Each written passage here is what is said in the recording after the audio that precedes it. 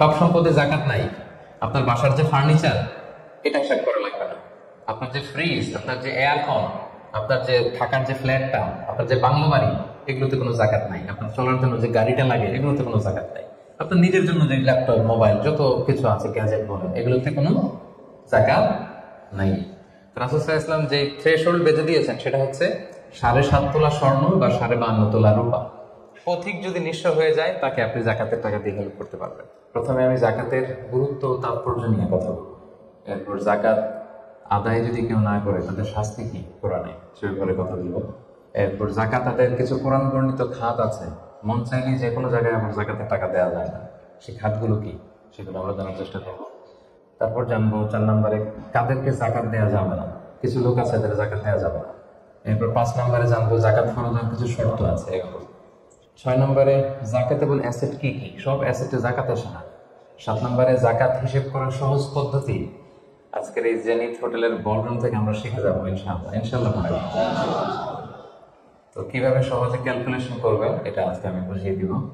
তারপরে আমাদের অনেকের কৃষি সম্পদ থাকে, কৃষি সম্পদের জাকাতটা ক্যালকুলেট করতে হয়। আমাদের পশু সম্পদ থাকে, এটার জাকাতের ক্যালকুলেশন কিভাবে করতে হয়। সব শেষে 10 নম্বরে বলবো যে কি দিয়ে জাকাত দিলে বা কিভাবে জাকাত দিলে জাকাতটা প্রোডাক্টিভ হবে, ইফেক্টিভ হবে। আমাদের দেশে দেখবেন যে জাকাতের শাড়ি দেয়, খুব পাতলা শাড়ি, নিম্নমানের শাড়ি, যিনি পায় তারাও ইউজ করতে পারে না। কয়েকদিন ইউজ করার পরেই এটা ব্যবহার অযোগ্য হয়ে পড়ে, রং চলে যায়, ছিঁড়ে যায়। তাহলে তো এটা ইফেক্টিভ হলো না, কি বলেন, প্রোডাক্টিভ হলো না। কিভাবে কি দিয়ে জাকাত দিলে জাকাতটা প্রোডাক্টিভ হয়, সেটা আমরা বলবো। তো আল্লাহর মেহেরবানি যে আপনারা খুবই সুশৃঙ্খল, এটা দেখে আমার ভালো লাগছে। বিভিন্ন প্রোগ্রামে একটু বিশৃঙ্খলা হয়, যেটা আমি খুবই অপছন্দ করি। বিশৃঙ্খলা হলে আমি আলোচনা করতে পারি না। এরকম সুশৃঙ্খল পরিবেশ হলে কিছুদিনই কথা শেয়ার করা যায়। তো তাহলে আসুন আমরা মূল আলোচনায় চলে যাই। প্রথমে আমরা বলবো জাকাতের গুরুত্ব এবং তাৎপর্য। সম্মানিত দিনী ভাই এবং বোনেরা, আমরা সবাই জানি যে জাকাত হচ্ছে one of the 5 pillars of ইসলাম।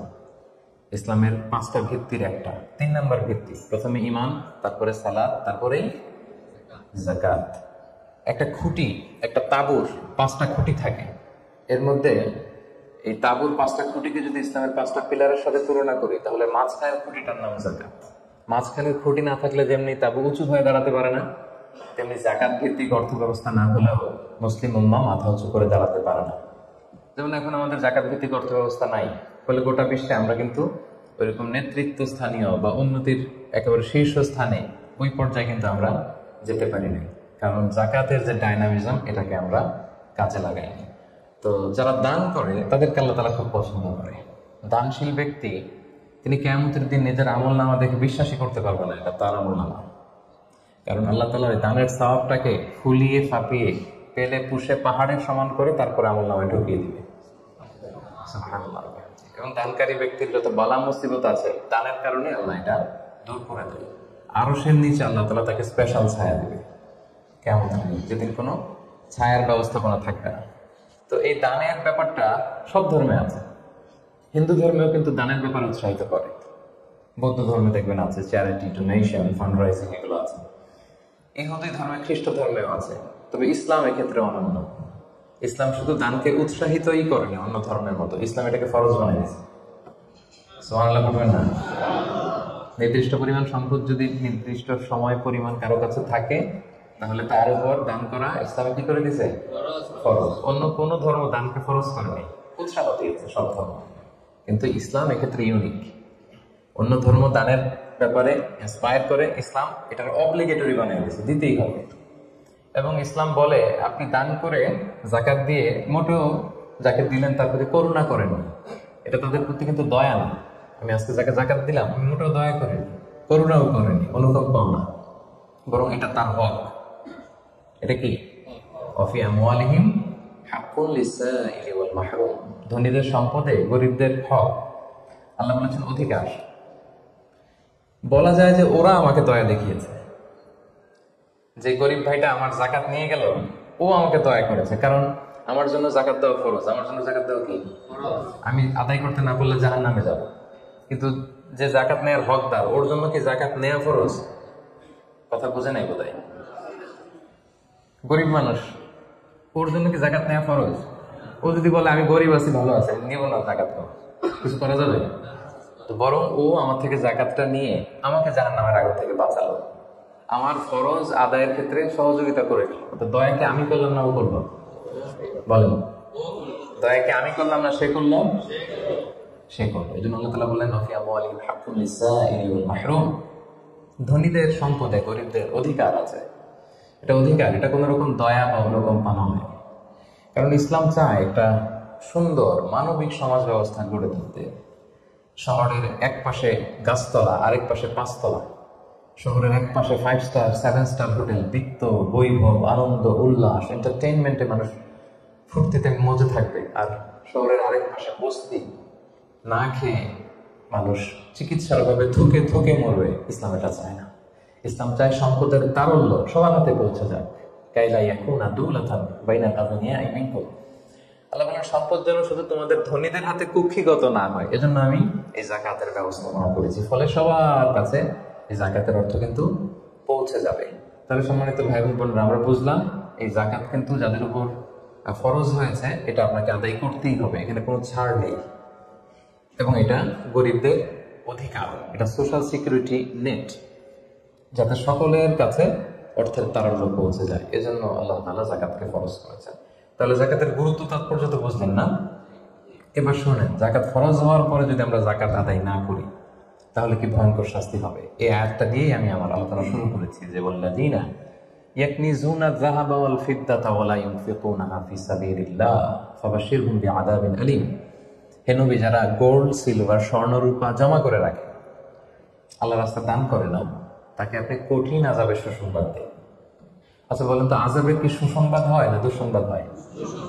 তারপরও আল্লাহ বললেন কঠিন আযাবের সুসংবাদ দিন। তার মানে বোঝা গেল আযাবটা যে খুব ভয়ঙ্কর হবে, আযাবের তীব্রতা বোঝানোর জন্য আল্লাহ এই এক্সপ্রেশন ব্যবহার করেছেন।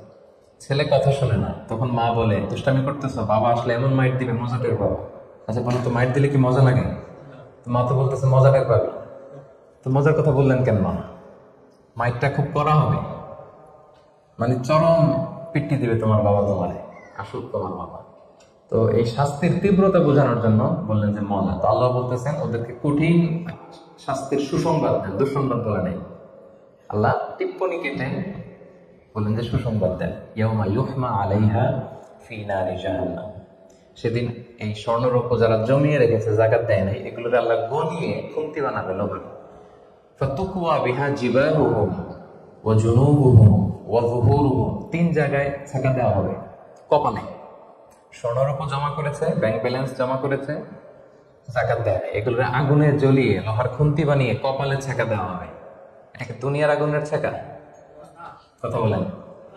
আল্লাহ জাহান্নামের আগুনকে বলেছেন নারুল্লাহিল মুওকাদা আল্লাতী তাত্তালিউ আলাল আফইদা। দুনিয়ার আগুন আঙ্গুলে লাগবে আঙ্গুল জ্বলে, পায়ে লাগলে পা জ্বলে। জাহান্নামের আগুন দেখেন যেখানেই লাগুক আগে কলিজে জ্বলে যাবে। সেই আগুনে সেই স্বর্ণ রূপাগুলোকে গলিয়ে খুন্তি বানিয়ে কপালে, পাঁজরে, পিঠে ছেক দেওয়া হবে। আল্লাহ তাআলা আমাদেরকে হেফাজত করুন। সাইয়াতাওয়াকুনা মা বাখিলু বিহি ইয়াওমাল কিয়ামা, যেগুলোর যাকাত তারা দিতে চায় না, স্বর্ণরৌপ্য, এগুলোরে বেড়ি বানিয়ে কিয়ামতের মাঠে গলায় পরিয়ে দেওয়া হবে। অন্যান্য সব পাপের শাস্তি জাহান্নামে গেলে আগে বিচার, তারপরে না শাস্তি। কি বলেন? এক্সেপ্ট যাকাত। যাকাত যারা দেয় না এদের শাস্তি কিয়ামতের ময়দান থেকেই শুরু।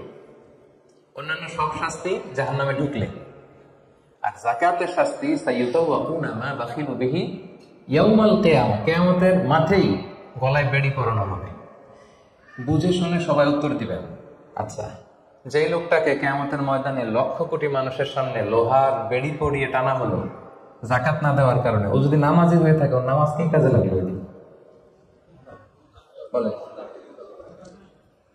উনি যদি রোজা রেখে থাকে, ওই দিন ওনার রোজাটা কি কাজে লাগলো? তাহাজ্জুদ করতে করতে কপালে যদি দাগ ফেলে দেয়, ওই দাগ ওনার কি কাজে লাগলো? ওই দিন কোটি মানুষের সামনে গলায় বেরিয়ে পড়ে যদি আমাকে হেঁচকা টান দেয় যাকাত না দেওয়ার কারণে, তো আমার নামাজ কি কাজে লাগলো? বলেন তো, কথা বোঝেন নাই বোধহয়। নামাজ কি কোনো কাজে লাগলো? যাকাতের শাস্তি বড্ড ভয়ঙ্কর যারা যাকাত দেয় নাই। হাদিসে আছে আতাল্লাহু মালান ওয়া লাম ইউআদ্দি যাকাত, আল্লাহ সম্পদ দিয়েছে কিন্তু তারা আল্লাহর রাস্তায় যাকাত দেয় নাই। এই সম্পদগুলোকে একটা সাপের রূপ দেওয়া হবে, সুজা আন আফরা, বুখারীর বর্ণনা। দ্য মোস্ট ভেনোমাস স্নেক, সুজাআন আকরা, টেকো সাপ। সাপের মাথায় পশম নাই, কিছু চুল, পশম। তো জাহান্নামের সেই সাপ এত বিষাক্ত, ভেনোমাস হবে, বিষের চোটে ওই সাপের মাথায় কোনো পশম থাকবে না। ওই সাপটাকে পেঁচিয়ে দেওয়া হবে, পেঁচাতে পেঁচাতে এই চোয়ালে এসে সাপটা শুধু ছুবল মারবে, আর কি বলবে জানেন? আনা মালুক, আনা কানসুক, আমি তোমার সম্পদ। আমাকে ভোগ করার জন্য ব্যাংকে রেখে দিয়েছিল না, ফিক্সড ডিপোজিট করে, জাকাত ক্যালকুলেশন করে দেওয়া নাই, আনা মালুক, আনা কানসুক, বলতেই থাকবে, আর একটা ছবল মারবে, আনা মালুক, আনা কানসুক, am your wealth, am your bank balance, আমি তোমার সম্পদ, আমি তোমার গহনা, আমি তোমার জুয়েলারি, আমি তোমার অর্নামেন্টস, আমি তোমার গচ্ছিত সম্পদ। হিসাব করে তো দেও নাই, খাওয়ার জন্য রাখছিল, আজকে খাও, আনা মালুক, আনা কানসুক। আমরা কি কিয়ামতের ময়দানে সেই কঠিন আযাব ভোগ করতে চাই? এই কঠিন শাস্তি ভোগ করার ক্ষমতা কি আমাদের আছে? আল্লাহ মানুষকে দুর্বল করে বানিয়েছে। সম্মানিত সুধী, আল্লাহ তাআলা আমাদেরকে, যাদেরকে সম্পদশালী বানিয়েছেন, আমরা যেন হিসেব করে জাকাত দিয়ে দিই, একেবারে নিয়ম মাফিক। আজকে নিয়মটা শিখে যাবো, নিয়ম মাফিক আমরা জাকাত দেবো। এটা গরিবের হক, গরিবের হাতে বুঝিয়ে দেবো। পারা যাবে তো ইনশাআল্লাহ? ইনশাআল্লাহ। 2 নম্বর পয়েন্টও কভার করলাম। 3 নম্বর পয়েন্ট হচ্ছে জাকাত আদায়ের খাত। সব খাতে জাকাত দেওয়া যায় না, জাকাতের টাকা দিয়ে মসজিদ বানানো যায় না। আজকে বুঝে যান, জেনে যান মাসালা। জাকাতের টাকা দিয়ে মাদ্রাসা বানানো যায় না, জাকাতের টাকা দিয়ে কালভার্ট, ব্রিজ বানানো যায় না, কারণ ব্রিজে তো ধনীরাও হাঁটবে। কি বলেন? ধনীরা কি জাকাতের টাকা কনজিউম করার কোনো সুযোগ আছে? নাই। তার মানে আল্লাহ তাআলা কোরআনে বর্ণিত 8টা খাত উল্লেখ করেছেন, এই 8টা খাতেই আপনাকে জাকাত দিতে হবে, এর বাইরে জাকাত দিলে হবে না। আল্লাহ তাআলা বলেন, ইন্নামাস সাদাকাতু লিল ফুকারাই ওয়াল মাসাকিনি ওয়াল আমিলিনা আলাইহা ওয়াল মুআল্লাফাতি কুলুবুহুম ওয়া ফির রিকাবি ওয়াল গারিমিনা ওয়া ফিস সাবিলিল্লাহি ওয়া ইবনিস সাবিল ফারিইদাতাম মিনাল্লাহি ওয়াল্লাহু আলিমুল হাকীম। 8টা খাত, এই 8 খাতের বাইরে আপনি জাকাত দিলে আদায় হবে না। 1 নম্বর খাত হচ্ছে লিল ফুকারা, ফকিরদেরকে আপনি দিতে পারবেন। 2 নম্বর খাত হচ্ছে ওয়াল মাসাকিনি, মিসকিনদেরকে দিতে পারবেন। এখন ফকিরকে, মিসকিনকে, ফকির হচ্ছে মান লাহু শাই, যার কিছু জিনিসপত্র আছে, কিছু টাকা আছে, কিছু সম্পদ আছে, কিন্তু ওয়ালা ইয়াকফি, এটা তার হয় না। কিছু টাকা আছে, মাসে 20 দিন খাইতে পারে, 10 দিন কষ্ট হয়, ছেলেরে ভালোভাবে পড়াইতে পারে না, নিজের ভালো জামা কাপড়ের ব্যবস্থা নেই। তার মানে কিছু সম্পদ আছে, এতে তার কুলায় না, হয় না, একে বলে ফকির, একে আপনি দিতে পারবেন। আরেক শ্রেণী হচ্ছে মিসকিন। মিসকিন হচ্ছে মান লাইসা লাহু শাই, যার কিছুই নাই, একেবারে কিছুই নেই। রাস্তাঘাটে আমরা দেখবেন যে ভবঘুরে লুঙ্গি একটা পরে আছে, গায়ে কোনো জামা নেই, ওর কিছুই নেই, এ হচ্ছে মিসকিন। তো এদেরকে আপনি দিতে পারবেন। 1 নম্বরে ফকির, 2 নম্বরে মিসকিন। এই দুইটাই হচ্ছে বেসিকলি প্রাইমারি সোর্স। এরপর আল্লাহ তাআলা বলেছেন ওয়াল আমিলিনা আলাইহা, যাকাত ফাউন্ডেশনে যারা জব করে, যাকাত ম্যানেজমেন্টে যারা কাজ করে, এদের স্টাফদেরকে যাকাতের টাকা দিয়ে স্যালারি দেওয়া যাবে। যদি এরা ধনী হোক, এরা তো যাকাত নিচ্ছে না, এরা স্যালারি নিচ্ছে, এটা দেওয়া যাবে। 3টা গেল। ওয়াল মুআল্লাফাতি কুলুবুহুম, বিধর্মী, অন্য ধর্মের, বুদ্ধিস্ট, হিন্দু, আপনি চাইলেন যে এর যাকাতের টাকা দিয়ে একটু হেল্প করলে হয়তো ইসলামের প্রতি আকৃষ্ট হবে, এরকম শর্তে আপনি এরকম মুআল্লাফাতি কুলুবুহুম, অন্য ধর্মের লোকদেরও যাকাত দিতে পারবে। সাধারণত অন্য ধর্মের লোকদের দেওয়া যায় না, কিন্তু যদি ভাবেন যে দিলে ইসলামের যে যাকাত ব্যবস্থা, ইসলামের সৌন্দর্য, আমরা একটা হেল্পিং হ্যান্ড দেখলে সে আকৃষ্ট হবে, তাহলে দিতে পারবে। অফির রেকাব, 4 নম্বরে হচ্ছে দাস মুক্তি। সম্মানিত ভাই বোনেরা, দাস আজাদ করার ক্ষেত্রে আপনি যাকাতের টাকা দিতে পারবেন। তো এখন তো আর দাস নাই, এখন কি করতে পারবেন? এখন এই যে প্রিজনারদেরকে, কারাবন্দী আছে না অনেকে, উল্টাপাল্টা মামলা দিয়ে হামলা করে জেলে ঢুকে রাখছে, তো এর এখন আইনজীবী চালানো লাগে, এর এদিকে টাকা লাগে, ওদিকে টাকা লাগে, বা তার মুক্তির জন্য টাকা লাগতেছে, বা কাউকে কিডন্যাপ করা হয়েছে, গুম করা হয়েছে, এই সমস্ত ইস্যুতে তাদের প্রাণ রক্ষার জন্য, কারামুক্তির জন্য আপনি যাকাতের টাকা দিয়ে হেল্প করতে পারবেন। 4 টাকা। ওয়াল গারিমিন, ঋণগ্রস্ত ব্যক্তি, ঋণের বোঝায় প্রতিদিন খালি দরে পাওনা দেন না, তার মানে জীবন চালানো নাবিশ্বাস হয়ে পড়তেছে, তাকে আপনি ঋণের বোঝা হালকা করার জন্য দিতে পারবেন। ফি সাবিলিল্লাহ, 4 নম্বর হচ্ছে আল্লাহর রাস্তায় যারা আছে। এগুলোর প্রত্যেকটা আমি 1 ঘন্টা করে আলোচনা করতে পারবো। প্রত্যেকটা পয়েন্ট যদি ইন ডিটেল ফিকহি ইস্যুস গুলো নিয়ে কথা বলি, লম্বা চড়া আলোচনা হবে। আমি জাস্ট আপনাদের মাথায় একটু করে জাস্ট শোনাচ্ছি, তাহলে ওভারঅল একটা ধারণা আপনি পেয়ে যাবেন। ফি সাবিলিল্লাহ, আল্লাহর রাস্তায় যারা আছে, এর দ্বারা উদ্দেশ্য হচ্ছে যারা আল্লাহর রাস্তায় জিহাদ করছে। ফিলিস্তিনে আমার ভাইরা জিহাদ করছে, কাশ্মীরে জিহাদ করছে, সশস্ত্র সংগ্রামে তাদের যে যুদ্ধাস্ত্র যা যা প্রয়োজন এই ক্ষেত্রে আপনি দিতে পারবেন।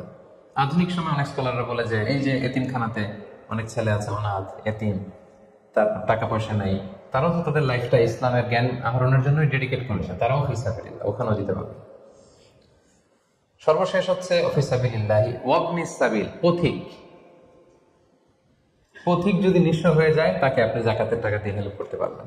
ধরেন একজন পথিক, বাড়ি হচ্ছে কেলান্তা, এখন কেলে আইসা মলম পাটি খপ করে পড়া সব শেষ, কিছুই নাই আর, তার সব নিয়ে গেছে। তো এখন সে ওইদিকে কেলান্তানে অনেক ধনী, কিন্তু এইখানে টাকা পয়সা নাই। এখন এই যে তার টাকা নাই, তাকে পুষতে হবে, তাকে খাইতে হবে, আপনি যাকাতের টাকা দিয়ে তাকে হেল্প করতে পারবেন। এখন অবশ্যই এটা খুব প্রযোজ্য না, কারণ ক্রেডিট কার্ড থাকে বাংলাদেশে, ধরেন বিকাশ সিস্টেম আছে বা কোসাংহাও, তার কারণ নাম্বার মুখস্থ থাকলে ফোন করলে টাকার ব্যবস্থা হয়ে যাবে। কিন্তু শরীয়ত কিন্তু এটাও রেখেছে, পথিক মুসাফিরকে আপনি হেল্প করতে পারবেন। তাহলে এই 8টা খাত ছাড়া কিন্তু সম্মানিত ভাই বোনেরা, আপনি অন্য খাতে যাকাত দিলে যাকাত আদায় হবে, মন মতো দিলে হবে না। কিন্তু 4 নম্বরে আমরা জানবো কাদেরকে যাকাত দেওয়া যাবে না। এতক্ষণ তো জানলাম কোথায় কোথায় দেওয়া যাবে, এবার শুনবো কাদের দেওয়া যাবে না। 1 নম্বর, হাশিমি খানদানের কাউকে দেওয়া যাবে না। বানু হাশিম মানে রাসূলুল্লাহ সাল্লাল্লাহু আলাইহি ওয়াসাল্লামের বংশধর। আমাদের একটা বংশ আছে না, কেউ মুন্সি বংশ, কেউ চৌধুরী বংশ, কেউ ওই বংশ। রাসূল সাল্লাল্লাহু আলাইহি ওয়াসাল্লামের বংশের নাম কি? হ্যাঁ, কুরাইশের হাশিমি খানদানের বংশ বানু হাশিম। কুরাইশ হচ্ছে অনেক বড় একটা গ্রুপ, এটার মধ্যে বানু জাহরা আছে, বানু হাশিম আছে। তো এখানে রাসূল সাল্লাল্লাহু আলাইহি ওয়াসাল্লাম হচ্ছেন বানু হাশিম। বনু হাশিমের লিনিয়েজে যারা আসবে, আপনি যদি জানতে পারেন তিনি বনু হাশিম, আপনি যাকাত দিতে পারবেন না, ওনারা যাকাত খেতে পারবেন না। তাদের মধ্যে যদি কেউ গরিব থাকে, আপনি অন্য ফান্ড থেকে দিবেন, এমনি চ্যারিটি করবেন, কিন্তু যাকাতের টাকা আমাদেরকে দেওয়া যাবে না, যেহেতু নবীর বংশ সম্মানিত। যাকাতের খেজুর একবার মদিনায় স্তূপ করে রাখা। রাসূল সাল্লাল্লাহু আলাইহি ওয়াসাল্লামের ছোট নাতি হুসাইন রাদিয়াল্লাহু তাআলা তখন তো ছোট পায়ে হাঁটতে হাঁটতে যে ওই যাকাতের একটা খেজুর নিয়ে খাওয়া শুরু করছে। বাচ্চা থাকতে তো সবাই আমরা এরকমই করতাম, খাবার পেলেই কি বিস্কিট দেখলে চকলেট দেখলে এটা কার, আমার না কার, ওটা দেখার বিষয় না, আগে মুখে দাও। তো হোসেন রাদিয়াল্লাহু তাআলা আনহু যাকাতের খেজুর তো উনি বোঝে নাই, উনি হাঁটতে হাঁটতে যে যাকাতের খেজুর খাওয়া শুরু করছে। রাসূল সাল্লাল্লাহু আলাইহি ওয়াসাল্লাম দূর থেকে দেখে উনি দৌড়ে গেলেন, যে বলেন কিহ কিহ, হাদিসে আছে শব্দটা আরবিতে বলে কিহ কিহ, মানে আমরা বাংলায় কি বলে ওয়াক্তু, থু মেরে ফেলে দাও, থুতু ফেলো যেটা বলি। রাসূল সাল্লাল্লাহু আলাইহি ওয়াসাল্লাম বললেন লা তা'লাম আন্না লা নাকুলু সাদাকা, না ভাই তুমি কি জানো না যে আমরা সাদাকার মাল খেতে পারি না? নাতিকে শিক্ষা দিচ্ছে, এডুকেট করছে যে হোসাইন তুমি কি জানো না যে আমরা সাদাকার মাল খেতে পারি না, আমরা তো বানু হাশিম। এবং রাসূল সাল্লাল্লাহু আলাইহি ওয়াসাল্লাম জোর করে ওই খেজুরটা বের করে দিলেন মুখ থেকে। তাহলে বনু হাশিমের কাউকে দেওয়া যাবে না, অমুসলিম কাউকে যাকাত দেওয়া যাবে না, এক্সেপ্ট ওয়াল মুআল্লাফাতি কুলুবুহুম, যদি এই ইস্যু হয় যে এটা দিলে ইসলামের প্রতি তার একটা আকর্ষণ বাড়বে, এরকম হলে দিতে পারবেন, ইন জেনারেলি দেওয়া যাবে না। 3 নম্বর হচ্ছে ধনী কাউকে যাকাত দেওয়া যাবে না, যার টাকা আছে এরা যাকাত দেওয়া যাবে, পয়সাওয়ালা কাউকে না। তবে এখানে এক্সেপশন হচ্ছে ওই যে ওয়াল আমিলিনা আলাইহা, যাকাত সেন্টারে যদি জব করে স্যালারি দেওয়া যাবে। পথিক হয়ে যদি নিঃস্ব হয়ে যায়, আসলে ধনী, রাস্তায় টাকা পয়সা হারাই ফেলছে, টাকা দেওয়া যাবে। আল্লাহ রাস্তায় জিহাদ করতেছে, ধনী, কিন্তু জিহাদের সামগ্রীর মধ্যে যদি যাকাতের সম্পদের কিছু থাকে ওটা উনি ইউজ করতে পারবে। 4 নম্বর, ঔরসজাত সম্পর্কের কাউকে যাকাত দেওয়া যায় না। আপনার বাবা, আপনার মা, আপনার নানা নানি, দাদা দাদি, যত উপরে যান এদেরকে আপনি যাকাত দিতে পারবেন না। আপনার নিচের যান, আপনার ছেলে মেয়ে, আপনার নাতি নাতনি, এদের ছেলে মেয়ে যত যাবে, যত নিচে যায় যাকাত দিতে পারবেন না। গেল। 5 নম্বর হচ্ছে স্বামী তার স্ত্রীকে যাকাত দিতে পারবে না।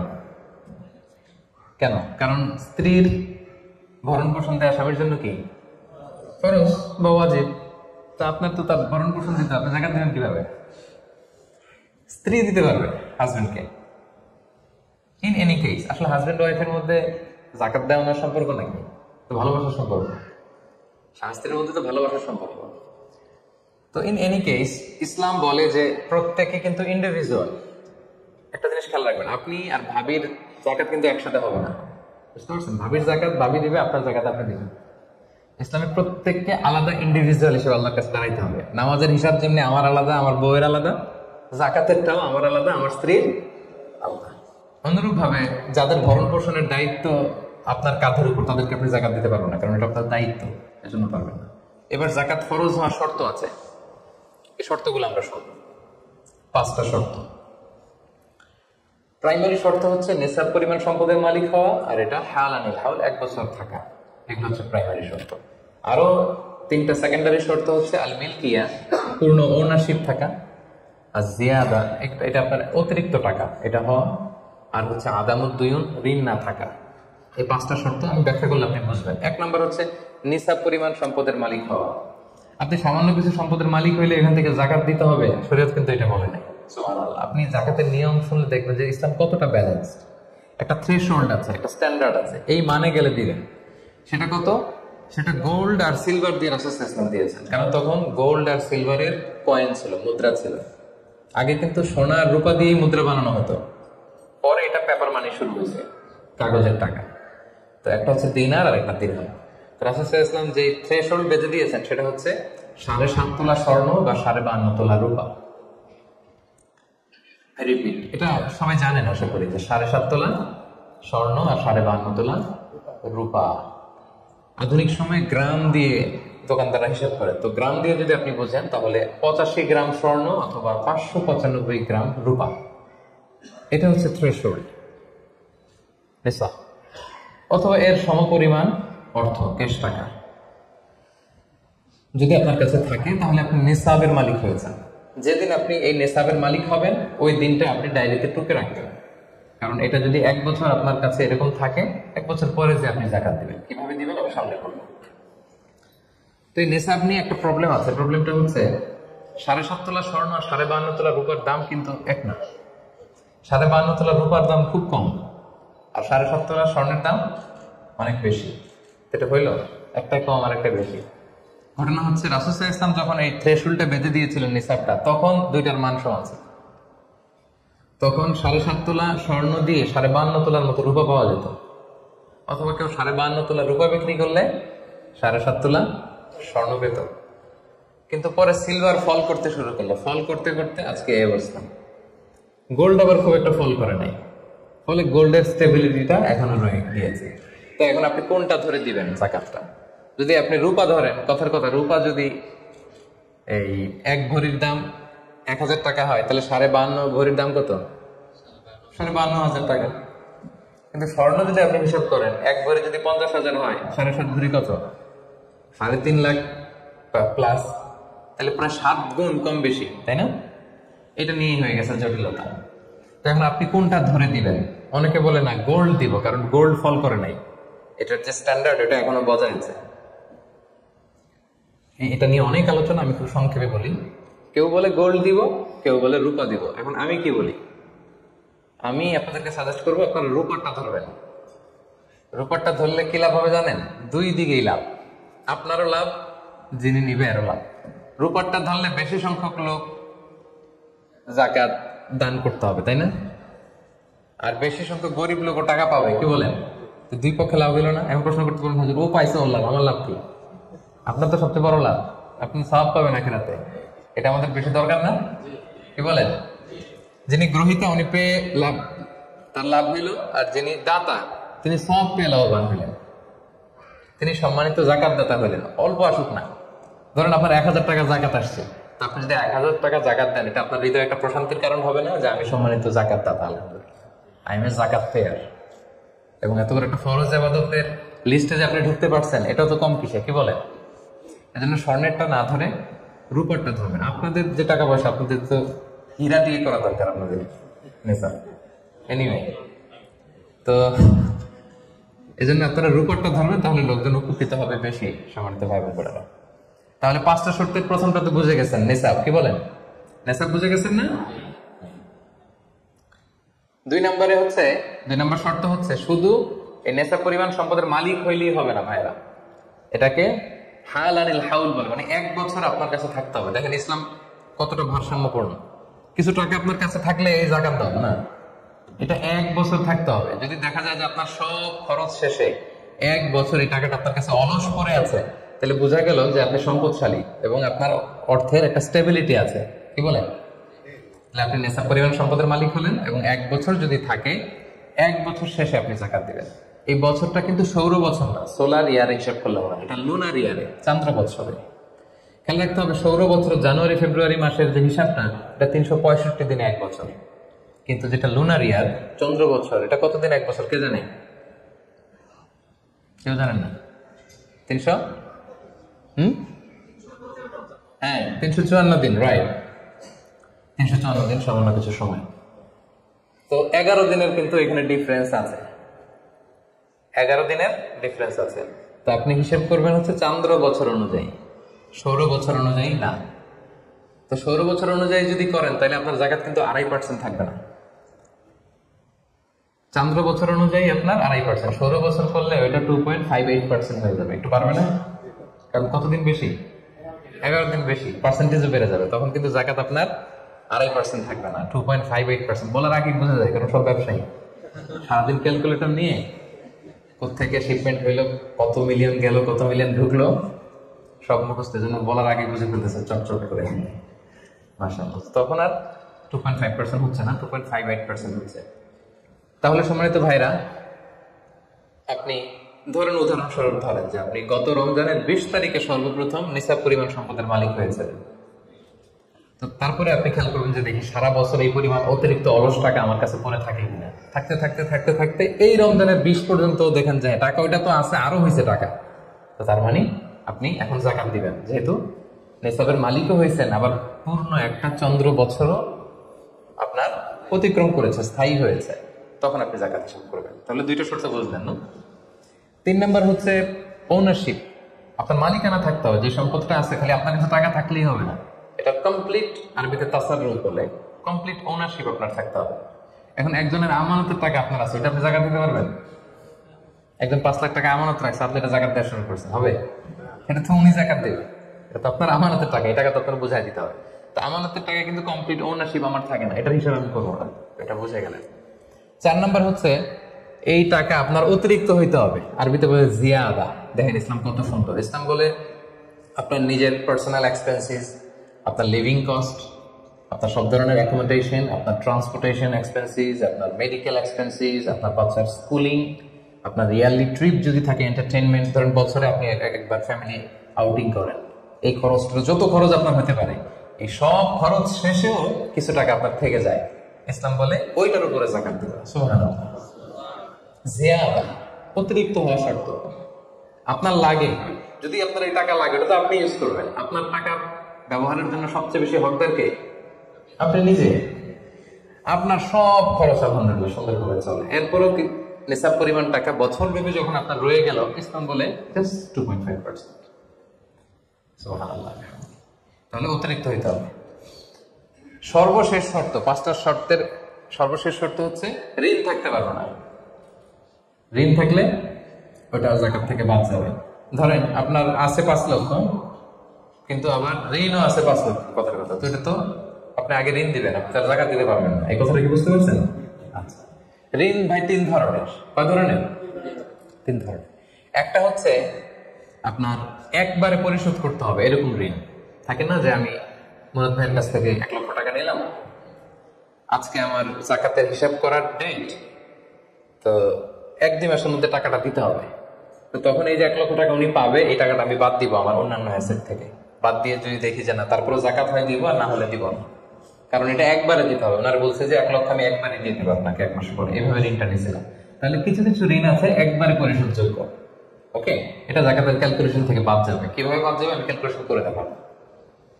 ঋণের দ্বিতীয় প্রকার হচ্ছে ইনস্টলমেন্টের কিছু ঋণ আছে, কিস্তিতে দেওয়া লাগে। লেটস সে আমি 1 কোটি টাকা দিয়ে একটা গাড়ি কিনেছি, BMW গাড়ি, বা 50 লক্ষ টাকা দিয়ে আমি একটা হুন্ডা গাড়ি কিনেছি, 50 লক্ষ টাকা। তো এটা আমি কিস্তিতে কিনেছি। কিস্তির ঋণ যদি হয় তাহলে আপনি কিন্তু পুরোটা বাদ দিতে পারবেন না, তখন সর্বোচ্চ 12 মাসের কিস্তি বাদ দিতে পারবেন, 12 মান্থসের, তাও এই চন্দ্র মাসের হিসাবে। কারণ জাকাতের হিসাবটা কি 12 মাসের হিসাব, তাই না? এটা একটা ইয়ারলি ক্যালকুলেশন। আপনি পুরোটা যদি একবারে বাদ দেন তাহলে তো আপনার আর জাকাতই দেওয়া লাগবে। কি বলেন? বাংলাদেশে অনেক বড় বড় সিআইটি ব্যবসায়ী আছে, ওনারা হাজার হাজার কোটি টাকা ব্যাংক থেকে ব্যবসার কারণে ঋণ নেন, এবং ওনাদের ঋণ খেলাপি হয়। তো ওনারা যদি বলে হুজুর আমার তো ঋণ আছে, তো উনি আর জাকাত দিবে কি? ওনারই তো আমার জাকাত দেওয়া লাগবে না। কি বলেন?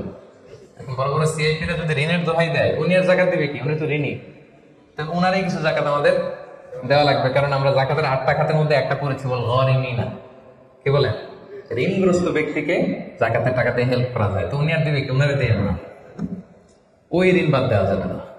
ইনস্টলমেন্টের ঋণ হইলে 12 মাসের, আর ওইরকম ঋণ খেলাপি 1000 কোটি টাকা, এগুলো বাদ দেওয়া যাবে। 3 নাম্বার ঋণ হচ্ছে লাক্সারি পণ্য কিনতে যে ঋণ হয়, এই ঋণ জাকাত থেকে বাদ দেওয়া যাবে। বিলাসিতামূলক কিছু যদি আপনি কিনেন, আপনি একটা লাম্বরগিনি কিনলেন 10 কোটি টাকা দিয়ে, এটা আপনি জাকাত থেকে বাদ দিতে পারবেন? পারবেন। তাহলে লাক্সারি আইটেমের যে ঋণ, এটা বাদ দেওয়া যায় না। তাহলে ঋণের ব্যাপারটা পুরোপুরি বুঝে গেছেন না? এই 5টা শর্ত যদি থাকে আপনার মধ্যে পাওয়া যায়, অর্থাৎ আল্লাহ তাআলা আপনাকে একটা নিসাব পরিমাণ সম্পদের মালিক বানিয়েছেন, এটা আল্লাহ তাআলা পুরো 1 বছর আপনার এই পরিমাণ টাকা আপনার মধ্যে স্টেবল ছিল, এবং এটার পূর্ণ ওনারশিপ আপনার আছে, এবং এটা আপনার সব খরচের অতিরিক্ত, এবং সবশেষে এটা আপনার ঋণের বাইরে। ওই সম্পদ থেকে আল্লাহ তাআলা আপনাকে জাকাত দিতে বলেছেন। তাহলে জাকাতের শর্ত সমান ক্লিয়ার? এবার হচ্ছে জাকাত যোগ্য সম্পদ কি কি? জাকাতে বলে অ্যাসেট, সব সম্পদে জাকাত হয় না। এই পয়েন্টটা খুব গুরুত্বপূর্ণ, আপনাদেরকে মনোযোগ দিয়ে শুনতে হবে। আপনারা মনোযোগ দিয়ে শুনতেছেন তো? আপনি ধরেন ওই যে উদাহরণ দিয়েছিলাম, গত রমজানের 20 তারিখে নেশার পরিমাণ সম্পদের মালিক হয়েছেন, দেখলেন সারা বছর আছে এই টাকাটা, তো এই 20 রমজানে তো আপনি এখন হিসাব করবেন, তাই না? তো হিসাবে আপনি কি কি ধরবেন? সব সম্পদে জাকাত নাই। আপনার বাসার যে ফার্নিচার, এটা হিসাব করা লাগবে না। আপনার যে ফ্রিজ, আপনার যে এয়ারকন, আপনার যে থাকার যে ফ্ল্যাটটা, আপনার যে বাংলো বাড়ি, এগুলোতে কোনো জাকাত নাই। আপনার চলার জন্য যে গাড়িটা লাগে, এগুলোতে কোনো জাকাত নাই। আপনার নিজের জন্য যে ল্যাপটপ, মোবাইল, যত কিছু আছে, গ্যাজেট বলেন, এগুলোতে কোনো জাকাত নাই। তাহলে কি কিসে জাকাত আছে? জাকাতে বলে অ্যাসেট কি, জাকাত যোগ্য সম্পদ কি, সেটা আমি শুনি। 1 নম্বর হচ্ছে সোনা রূপা, gold and silver in its any form, যে কোনো ফর্মে, যে কোনো ফর্মে। এটা জুয়েলারি হোক, অর্নামেন্টস হোক, এটা বার হোক, বিস্কিট হোক। অনেকে গোল্ডের বার কিনে না, দেখবেন 999 এর ফাইনেস্ট গোল্ড, একেবারে খাপতাপ নাই, 24 ক্যারেটের গোল্ড, 999 লেখা থাকে ওটার উপর চকচকে আপনার গোল্ডের বার, গোল্ডের বিস্কিট। অনেকে শখ করে গোল্ডের প্লেট, টেপ, তৈজসপত্র এগুলো কিনে।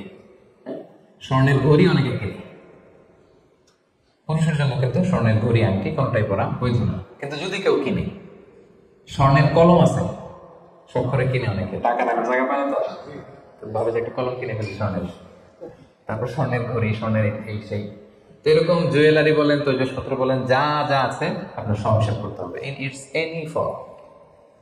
গোল্ড এন্ড সিলভার, এটা জাকাতেবল অ্যাসেট। বোনেরা অনেক সময় প্রশ্ন করে যে যেই গহনা আমি পরি, এটারও কি জাকাত দিতে হবে? ইখতিলাফ পূর্ণ মাসালা, বিশুদ্ধ মত হচ্ছে দিতে হবে। 3 মাযহাব বলছে দেয়া লাগবে না, ইমাম আবু হানিফা বলছে দেয়া লাগবে, এবং আবু হানিফা রাহিমাহুল্লাহ কথাটাই ভ্যালিড, বেশি যুক্ত। সুনানে আবু দাউদের হাদিস, আম্মা জান আয়েশা রাদিয়াল্লাহু তাআলা আনহা স্বর্ণের বার উপর একটা আংটি পরে আছেন, রাসূল ইসলাম বলেন জাকাত দিছো? আম্মা জান বলে না, এটা পড়ছি যাতে আপনার সামনে আমি আমার সৌন্দর্য বাড়াতে পারি। রাসূল ইসলাম বললেন হাসবুকি মিনান নার, জাহান্নামে ঢুকাতে এটাই যথেষ্ট। সাথে সাথে জাকাত দিয়ে দিলেন আম্মা জান আয়েশা। তো আম্মা জান আয়েশা তো এটা পরিহিতা ছিলেন, কি বলে। আরেক নারী আসলেন তার মেয়েকে নিয়ে, হাতে 2টা স্বর্ণের চুড়ি, রাসূল বলেন জাকাত দিছো? দেই নাই। বলতেছে তুমি কি পছন্দ করো যে এই 2টা চুড়ির পরিবর্তে আগুনের 2টা চুড়ি জাহান্নামে পরানো হবে? ওই মহিলা ভয়ে তাড়াতাড়ি খুলে দিচ্ছে, রাসূলুল্লাহ নেন, পুরোটাই দিয়ে দিল। তো এই হাতের বালাও কিন্তু ওই মেয়ে হাতে পড়া ছিল, তাই না? এতে করে বোঝা যায় যে জুয়েলারি আমার বোনেরা আপনারা ইউজ করেন, সেটারও জাকাত দিতে হবে, সেটারও জাকাত দিতে হবে। আপনার সিন্ধুকে থাক, গলায় থাক, আপনি সব কাউন্ট করে জাকাত দিবেন। তবে আপনি বিক্রয় মূল্য হিসাব করবেন, কারণ আপনি 1 লক্ষ টাকা দিয়ে একটা নেকলেস কিনছেন, বেচতে গেলে কি 1 লক্ষ পাবেন? কথা বোঝেন নাই? পাবেন। এটার সাথে খাদ আছে, এটার মেকিং চার্জ আছে, জুয়েলারি দোকানের একটা মেকিং চার্জ থাকে। তো আপনি যখন আপনার নেকলেসটা বিক্রি করতে যাবেন, ওরা 20% কাট করে দিবে। 1 লক্ষ টাকার নেকলেস আপনি দোকানে বেচতে গেলে কত টাকা পাবেন? 80,000 টাকা হিসাব করবেন, বিক্রয় মূল্য ধরতে হবে। তো তাহলে সম্মানিত ভাই বোনেরা, জাকাতেবল অ্যাসেট 1 নম্বর গোল্ডেন সিলভার। 2 নম্বর হচ্ছে ক্যাশ।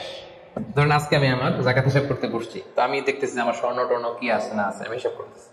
স্বর্ণের পালা গেল, এবার আমি হিসাব করবো আমার ক্যাশ কোথায় আছে, পকেটে কত, ওয়ালেটে কত, ড্রয়ারে কত, ব্যাংকে কত, কারেন্ট অ্যাকাউন্টে কত, ফিক্সড অ্যাকাউন্টে কত, সেভিংস অ্যাকাউন্টে কত, যত জায়গায় আপনার যত ক্যাশ ফর্মে টাকা আছে এটা আপনি হিসাব করবেন। এগুলো জাকাতেবল অ্যাসেট। আরো কিছু সম্পদ আছে, এগুলো ক্যাশ না, তবে ইজিলি লিকুইডেট করা যায়, চাইলে টাকা বের করে আনা যায়, যেমন প্রাইস বন্ড। অনেক কিনে রাখে না, আমাদের ডাক বিভাগের সঞ্চয়পত্র আছে না, এগুলো ফিক্সড ডিপোজিট, অনেকে ইন্স্যুরেন্স করে, লাইফ ইন্স্যুরেন্স, এগুলো চাইলে আপনি টাকা বানাতে পারেন। তো এটা অনেকে বলে হুজুর এটা তো ম্যাচিউরড হয় না, কিভাবে করবো? এটা ব্যাংকে আপনি নক দিলে ওরা স্টেটমেন্ট দিবে যে আজকে এই ডিপোজিটটা ভাঙালে কত পাবেন, একটা স্থিতি দেখাবে, এটা আজকের স্টেটমেন্ট। ওই স্টেটমেন্ট আপনি বের করে নিয়ে আসবেন যে আজকে 20 রমজানে যদি আমি এটা ভাঙাই তো আমি পাবো এত, তাহলে এটার মালিক আপনি, এটা আপনি যোগ দিবেন। তাহলে বুঝতে পারছেন এটা, এগুলো জাকাতে বলেছে। আচ্ছা গেল। এরপরে ব্যবসার সম্পদ, রুদ উত্তেজারা, যত ব্যবসার সম্পদ আছে এটা কিন্তু আপনি জাকাতে হিসাব করবেন। উদাহরণ দেয়, একজন বিস্কিট ফ্যাক্টরির মালিক, মানে বিস্কিট বিক্রি করে। তো আজকে আমি যে জাকাতের হিসাব করতে বসছি, আমি আমার কোম্পানিতে ফোন দিয়ে আজকে কত carton biscuit ready to sell, কত কার্টুন, ধরেন 50,000 পিস, তো এটার দাম কত, বিক্রয় মূল্য আমি যোগ দেব। তারপরে বিস্কিট বানাতে যে র মেটেরিয়াল, হ্যাঁ, গম লাগে, সুগার লাগে, ইত্যাদি ইত্যাদি যা লাগে, এগুলোর যে প্রাইস, এটা আমি এটা আমি যোগ দেব। ওখানে ধরবো না কি, ওখানে ধরবো না হচ্ছে যেটা ফিক্সড অ্যাসেট। ব্যবসার ক্ষেত্রে ফিক্সড অ্যাসেট ধরতে হয় না। যেমন ধরেন আপনার ফার্নিচার বা কারো বিস্কিট ফ্যাক্টরি, তার ফ্যাক্টরির যে জায়গাটা, এটা আসবে না। মেশিনারি, যে মেশিনে করে বিস্কিট বানায়, ওইটা আসবে না। তারপরে ধরেন এটা লরি ট্রাকে করে বিভিন্ন জায়গায় আমি পাঠাই আমার প্রোডাক্টগুলো, এই যে ট্রাকের নামটাম, এগুলো কিন্তু ধরা হবে না। এগুলো ফিক্সড অ্যাসেট, মেশিনারি ধরতে হবে না। শুধু প্রোডাক্ট রেডি টু সেল অথবা র মেটেরিয়াল, এগুলো ধরবো। শেয়ার বাজার আছে, অনেক শেয়ার কিনে, এটাও আপনি ধরবেন, ওই দিন আপনি হিসেব করবেন। শেয়ার দুই ধরনের, একটা আছে আপনার প্রাইমারি, একটা নেট ভ্যালুয়েশন করা হয়, পরে এটা একটু দাম বাড়লে অনেকে দেখবেন যে সারাদিন দেখতে থাকে দাম বাড়লো না কমলো, সেকেন্ডারি মার্কেটে এটা সেল করে দেওয়া আছে না। আজকের দিনে আমার এই শেয়ারটা সেল করলে কত প্রাইস পাবো, এই প্রাইসটা আমি যোগ দিয়ে দেবো। আচ্ছা গেল। আরেকটা আছে কোম্পানির শেয়ার কিনে অনেকে, ধরেন বিশাল বড় বাংলাদেশের বড় কোম্পানি, বেক্সিমকো কোম্পানি, তারপর ওই কোম্পানি, এটার আপনি শেয়ার কিনবেন, লং টার্ম ইনভেস্টমেন্ট শেয়ার থাকে, ওইটা কিভাবে ধরবেন? ওইখানে কোম্পানির অ্যাকাউন্টসে আপনি নক দিলে জাকাতেবল অ্যাসেট কত আছে এটা ওরা বলে দিবে। বড় কোম্পানিগুলোতে ম্যাক্সিমাম 40% জাকাতেবল অ্যাসেট থাকে। এই যে লিস্টগুলো আপনাকে শোনালাম, এগুলো হচ্ছে জাকাতযোগ্য সম্পদ, আপনার এগুলোর উপর জাকাত আসে। আজকে 20 রমজান, আমার 1 বছর হয়েছে, এগুলো সবগুলো আমি যোগ দিব। তাহলে জাকাতযোগ্য সম্পদ কি, মোটামুটি একটা ধারণা পেয়েছি না? পেলাম। এবার সহজে জাকাত কিভাবে হিসাব করব? অর্ধেক তো হিসাব করেই ফেললাম, কি বলে? এই যে লিস্ট করে করে স্বর্ণ, ক্যাশ, ডিপোজিট, সঞ্চয়পত্র, আমার শেয়ার বাজার, আমার ইনভেস্টমেন্ট, আমার ডিপোজিট, আমার এটা এটা এটা করতে করতে করতে করতে বিশাল, ধরেন উদাহরণস্বরূপ বলি যে ধরেন 20 লাখ দাম হয়, 20 লাখ টাকা, স্বর্ণের দাম সহ ইত্যাদি সহ সবসময়। এবার হিসাবটা কিভাবে করব? হিসাবটা খুব সহজ। আমার জাকাতেবল অ্যাসেট আমি সব হিসাব দিয়ে পাইলাম কয় লাখ টাকা? 20 লাখ। এবার আমার যদি ঋণ থাকে, আমি ঋণটা এখান থেকে বাদ দেবো। আমরা শুরুতে বলছিলাম এক ধরনের ঋণ আছে একবারে দিয়ে দিতে হবে, এরকম একবারে ঋণ দেওয়ার যদি আমার কাছে থাকে, ওইটা আমি বাদ দেবো। ধরেন আমার একবারে ঋণ দেওয়ার আছে 5 লাখ টাকা, যেটা আমাকে একবারে পরিশোধ করতে হবে অল্প কিছুদিনের মধ্যেই, তাহলে এটা আমি বাদ দিতে পারবো। তো 5 লাখ টাকা যদি 20 লাখ টাকা থেকে বাদ দিয়ে কত থাকে? 15 লাখ। এরপর আমি বলেছিলাম যে কিস্তিতে যে ঋণগুলো থাকে সেক্ষেত্রেও আমি বাদ দিতে পারবো ম্যাক্সিমাম 1 বছর, 12 মাস। ধরেন যে বড় একটা কিছু আমি কিনেছি, সেখানে 12 মাসের আমার যে ঋণ, সেই ঋণ আসতেছে ধরেন যে কিস্তিতে, ধরেন আর 5 লাখ, তাহলে কত বাদ গেল? 5 এ 10 লাখ, থাকলো কত? এই 10 লাখ হচ্ছে আপনার নাও জাকাতেবল অ্যাসেট। এই 10 লক্ষের উপর আপনি 2.5% জাকাত দিবেন। আর হিসাবটা যদি আপনি সূর্য বছর অনুযায়ী করেন তাহলে 2.58% দিবেন। সহজ হয়ে গেছে না মোটামুটি? হ্যাঁ, মোটামুটি সহজ হয়েছে না? এরপরে এক একজনের এক এক ধরনের বিজনেস, এক এক ধরনের কোশ্চেন থাকবে। এটা পার্সোনালি কোনো মুফতির কাছে বা যে কোনো স্কলারের কাছে আপনার পার্সোনাল আলাদা করে হিসাব করা লাগবে, এটা করে নেবেন। কিন্তু ওভারঅল জাকাতের কিভাবে ক্যালকুলেট করতে হয় এবং প্রসেসটা কি, রাইট প্রসেস, এটার একটা ধারণা তো আপনারা পেয়েছেন নাকি? বুঝতে পারছেন না সবাই? আচ্ছা, এরপরে বলেছিলাম ফসলের জাকাত, মানে কৃষি সম্পদের জাকাত। কিছু চাষ করলেই জাকাত দিতে হয় না, এটার একটা নিসাব আছে, সেটা হচ্ছে কমপক্ষে 18 মণ। কমপক্ষে কয় মণ? 18 মণ। কমপক্ষে 18 মণ হইলে ফসলের জাকাত দিতে। আল্লাহ বলেন, ইয়া আইয়ুহাল্লাযীনা আমানু আনফিকু মিন তাইয়্যিবাতি মা কাসাবতুম ওয়া মিম্মা আখরাজনা লাকুম মিনাল আরদ। জমিন থেকে যেটা উৎপন্ন করে দেই এটা আল্লাহর রাস্তায় দান করো। ওয়া আতু হাক্কাহু ইয়াওমা হাসাদি, যেদিন ফসল হারভেস্টিং করে ঘরে তুলবেন ওই দিনই জাকাত দিতে হবে। মজার ব্যাপার হচ্ছে ফসলের ক্ষেত্রে বা কৃষিজ পণ্যের ক্ষেত্রে কিন্তু 1 বছর অপেক্ষা করা লাগে না। এর আগে টাকা পয়সা স্বর্ণালঙ্কার এগুলো 1 বছর আছে কিনা দেখতে হয়, কিন্তু যারা কৃষি কাজ করে ফসলের ক্ষেত্রে 1 বছর 1 বছর নাই, ফসল যেদিন কাটবেন ওই দিনই ফসলের জাকাত। তো ফসলের জাকাতের জন্য 1 বছর ওয়েট করা লাগে না। তো আপনি নিজে ধরেন ধান খাওয়ার জন্য আপনি ফসল করছেন 10 মণ, ওটার জাকাত দেওয়া লাগবে? বুঝে থাকলে উত্তর দেন। 10 মণ ধান আমি করেছি, কেন লাগবে না? 18 মণ হয়নি। দেখেন শরীয়ত কত সুন্দর, কিছু আপনি করলেই জাকাত দিতে বলে নাই, এটা একটা স্ট্যান্ডার্ড আছে। লাইসা ফিমা দুনা খামসাতে আও সুকিন সাদাকা, 5 ওয়াসাকের নিচে জাকাত হয় না। 1 ওয়াসাকে কত এভাবে হিসাব করে বের করা হয়েছে 720 কেজি, 18 মণ। 18 মণের নিচে হইলে জাকাত দেওয়া লাগবে না। আরেকটা ব্যাপার হচ্ছে যে কোনো ফসলে জাকাত হয় না যে ফসলগুলোকে গুদামজাত করা যায়, পচনশীল যদি হয় হবে না। যেমন আম রাখা যায়, কলা রাখা যায়, পেঁপে রাখা যায়, শাকসবজি রাখা যায়, রাখা যাবে হচ্ছে চাল, ডাল, গম, ভুট্টা, খেজুর, এগুলা গুদামজাত যদি করা যায়, ওগুলো যদি 18 মণ হয় তাহলে আপনি জাকাত দেবেন। তো আম জামের চাষ যারা করে তারা কি মোটেও দিবে না জাকাতের কোনো কিছু থাকবে না? হ্যাঁ থাকবে। তাদের হচ্ছে উরুদুত্তি যারা ব্যবসার হিসাবে, ওই যে হিসাব করবে যেদিন, ওই দিন দেখবে যে আজকে আমার বিক্রি করার মতো কয় খাঁচি আম আছে, 40 খাঁচি আছে, দাম কত, ওই অন্যান্য সাথে যুক্ত করে নেবে। কিন্তু ফসলের দিতে হইলে কমপক্ষে 18 মণ, এবং এটা গুদামজাত করা যায় এমন পণ্য হইতে হবে। কিভাবে দিব বলেন? 18 মণের বেশি করছেন, ধরেন 100 মণ হয়েছে আপনার ধান, কিভাবে দিবেন? 2.5% দিবেন না। ফসলের জাকাতের হিসাব হচ্ছে ওশর আর নিসফে ওশর। আরবি বুঝতে যদি কষ্ট হয় সহজ করে বলি, 10% আর 5%। ফসলের জাকাত হচ্ছে ভাই 10% আর 5%। 10% আরবিতে বলে ওশর। কখন 10%? যখন এটা ইরিগেটেড ল্যান্ড হয়, আল্লাহর দেয়া বৃষ্টির পানিতে চাষ হয়ে যায়, আপনার আলাদা করে সেচ দেওয়া লাগে না, আল্লাহর দেয়া বৃষ্টিতেই হয়ে যায়। এটা হচ্ছে কস্ট ফ্রি কাল্টিভেশন, আপনার খরচ টরচ নাই, আল্লাহ বৃষ্টি দিছে, ধান বুনে দিচ্ছেন, হয়ে গেছে। এটা 10% দেবে, 100 মণ হইলে 10 মণ। আরেকটা হচ্ছে আপনার সেচ দেয়া লাগে, এটা হচ্ছে কস্ট বেসড ইরিগেট কাল্টিভেশন। আপনার সেচ দেওয়া লাগে, কীটনাশক দেওয়া লাগে, রাসায়নিক সার দেওয়া লাগে, নিড়ানি দেওয়া লাগে, এই করা লাগে সেই করা লাগে, আপনার খরচ বেশি। ওইখানে 10%, ওখানে দিবেন কত পার্সেন্ট? 5%। 100 মণ ধানে কয় মণ দেখছেন? তার মানে দা more you cost, the less you pay. The less you cost, the more you pay. সুবহানাল্লাহ। এখন যদি বলেন হুজুর আমার তো কিছু বৃষ্টির পানিতেও হয়, আবার আমিও কিছু পানি দিই, এখন কি করবেন বলেন? দেখে কে বলতে পারে? 7.5% দিবেন? এই তো ব্যবসায়ী হইলে কিছু হইলে, তখন আপনি মাঝামাঝি দিবেন। যেহেতু বৃষ্টির পানির ফ্যাসিলিটিও আপনি পেয়েছেন, আপনারও পানি শেষ লাগছে, দুইটা যেহেতু, তাহলে 5 আর 10 এর মাঝামাঝি কত? 7.5। আপনি তখন 7.5% দিবেন। এটা হচ্ছে বিশাল আলোচনারে নির্যাস আমি আপনাদেরকে শোনাবো। চলে গেল কৃষি সম্পদ। এবার পশু সম্পদের জাকাত কিভাবে দিবেন? পশু সম্পদের যে লিস্ট, এটা আমাদের জন্য অ্যাপ্লিকেবল না। 40টা ছাগল হলে, একটা ছাগল বছর শেষে, 30টা গরু হলে বছর শেষে, 5টা উট হলে, এটা আমাদের জন্য অ্যাপ্লিকেবল না। কারণ পশু সম্পদের জাকাত যদি দিতে হয়, শর্ত হচ্ছে এটা সায়েমা হতে হবে। সায়েমা মানে পশুগুলা বনে বাজারে যে ঘাস লতা পাতা নিজেই খেয়ে আসে, এটার কোনো খাওয়ানোটা আমার লাগে না। কিন্তু আমাদের যে পোলট্রি শিল্প, আমাদের যে গরুর ফার্ম, এটাকে ফ্যানের নিচে রাখতে হয়। অস্ট্রেলিয়ান গাভী যারা পালে দেখবেন উপরে ফ্যান, যে দারোয়ান ওর ফ্যান নাই, কিন্তু গরুর উপরে ফ্যান। কারণ এই বাতাস না খেলে ওটা বাঁচবে না, ওইটারে ইঞ্জেকশন দিতে হয়, ওইটারে এই দিতে হয়, ওটার ভুসি খাওয়া, ওইটারে এই খাওয়া।